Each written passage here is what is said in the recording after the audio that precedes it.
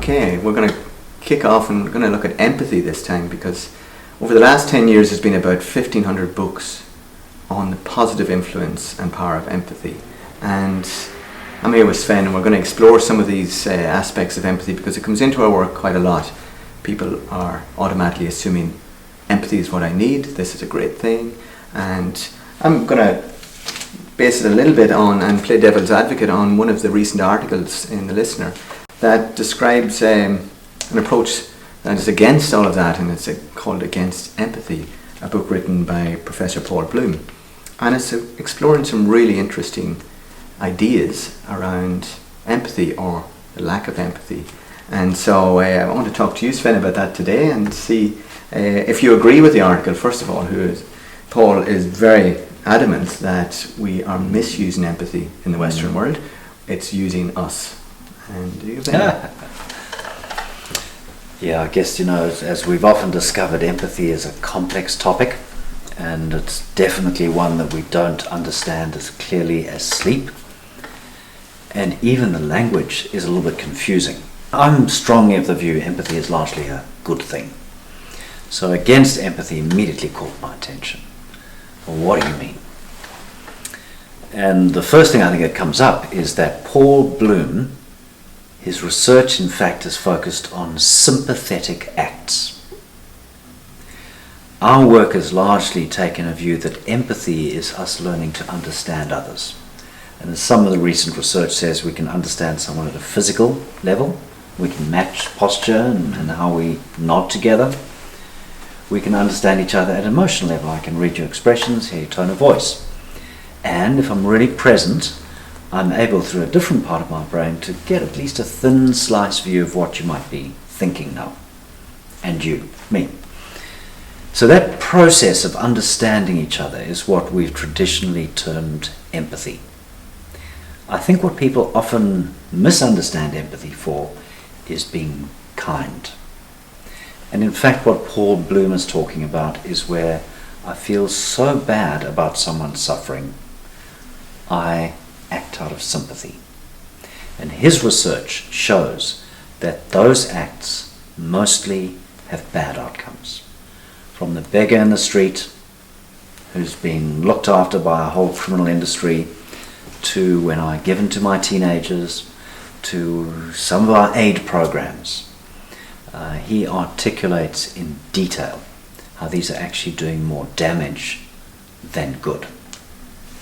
Well, do you think that part of what we are experiencing with empathy is just a natural biological process where we have to learn to live on this planet together, and we actually get a kick out of helping others? We feel better about ourselves when we give to others.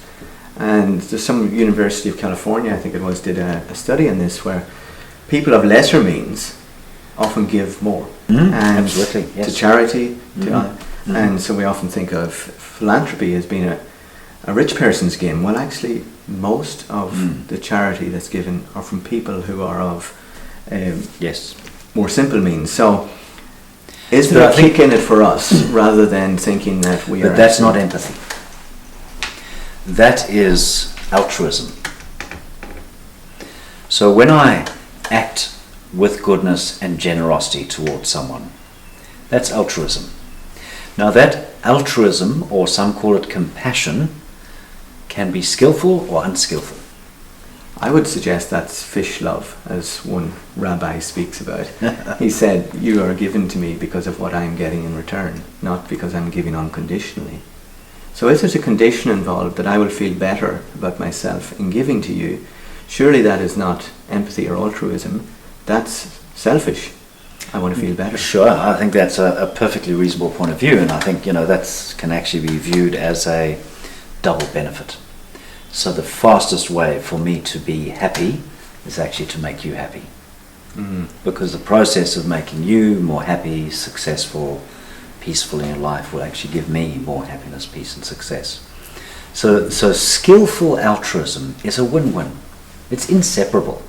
I think even the mystic gets a little bit of feel good when they do something good and kind. Right, so is it oxytocin that we're getting? Or? One of the wonderful mix, for sure. Okay, oxytocin is a major player. And connection is really important. So if I come back to what Paul Bloom speaks about here, he's suggesting that people in influence or power are utilizing empathy and manipulating empathy for their own benefit. Yes. Because it's a naturally inherent part of our biology, it's not that we are using it only in a good way. Empathy is being utilized just like an advertisement, and we are being sucked into the game.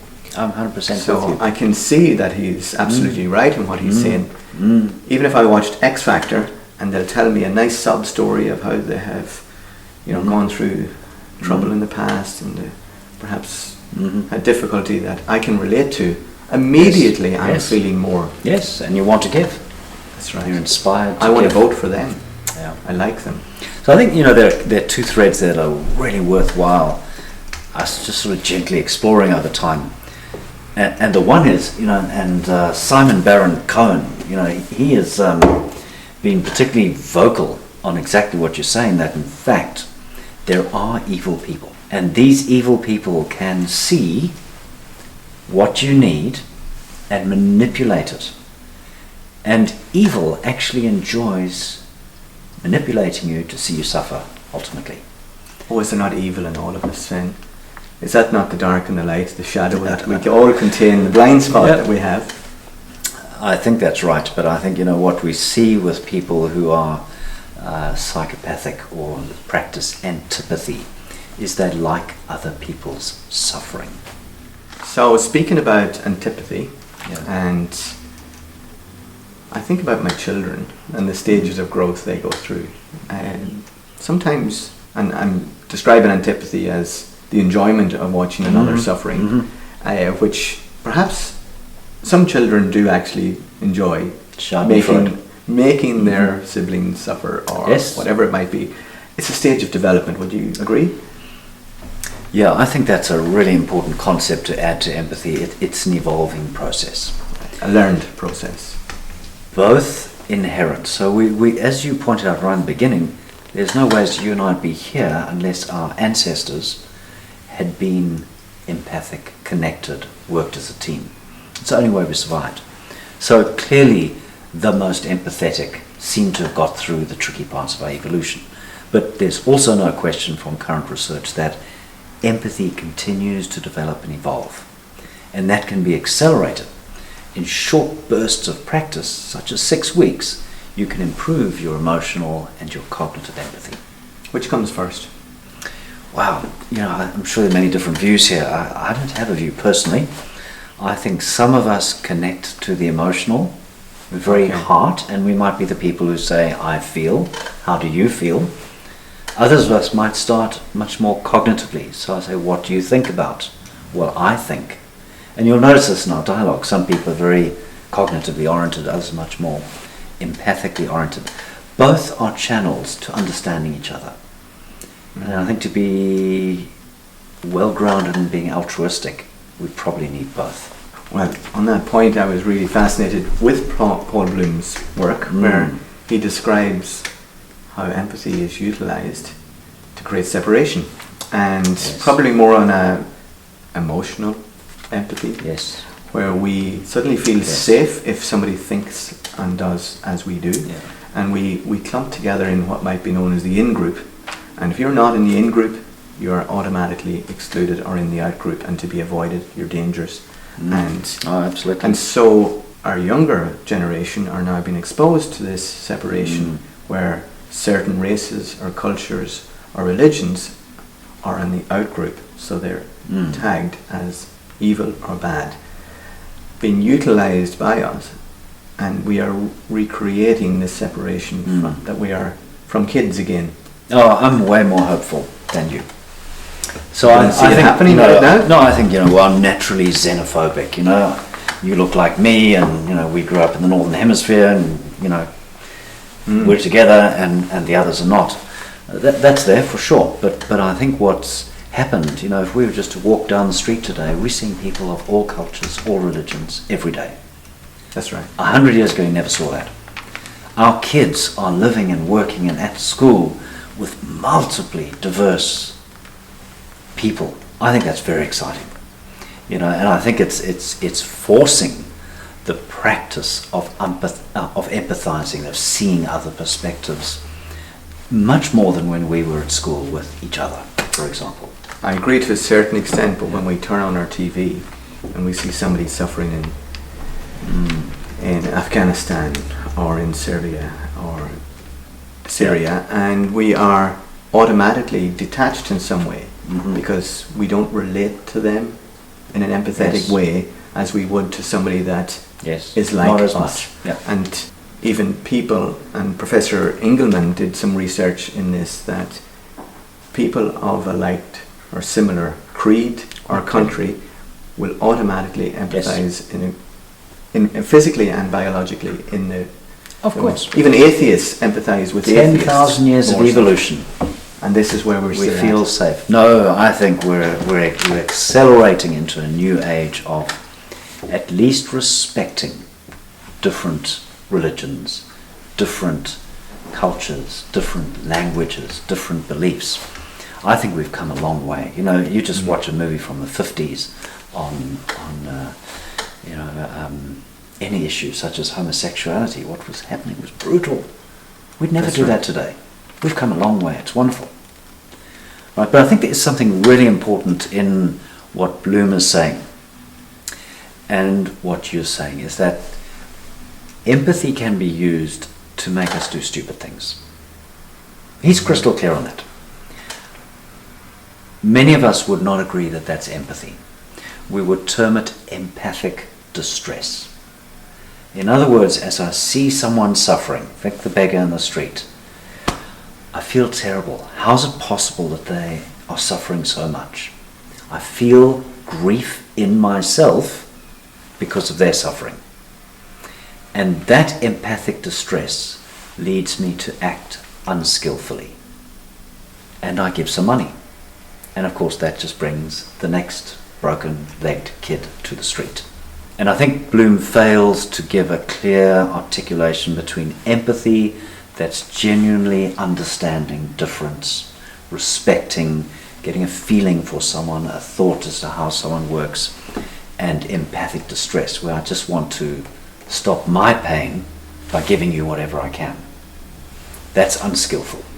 And I think our goal is to try and move into that territory where we can use empathy to understand, and strength of character. And this is what Bloom argues for, is to actually think it through. Well, I feel like giving the kid money, but what does my mind tell me? What would be the most useful thing for kids on the street? And we know it's not to give them money. So the mind has to temper and guide our emotional impulses. As I'm with, and you've been a medical doctor, you'll appreciate this. How have we got less tolerant of pain in our evolution, so that we want to band-aid that pain, whether it be with distraction, with giving to appease our emotional pain? So our tolerance for pain has reduced. I'm sure. And with that, empathy is being manipulated and being misunderstood. Yep. I think and that's certainly decisions are made from an empathic place that do not make sense because of our own pain. 100% agree, but I'd like the word decisions are made from empathic distress, not empathy. Empathy is passive. It's learning, it's understanding. It's the action that can be skillful or unskillful. Altruism, we want to try and make more skillful. Sympathy can actually come back to bite us. You think about how many parents are wrestling with their teenagers, and they just want to be the teenager's best friend.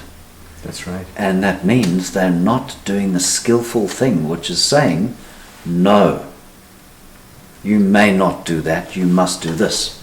That's the job of being a good parent.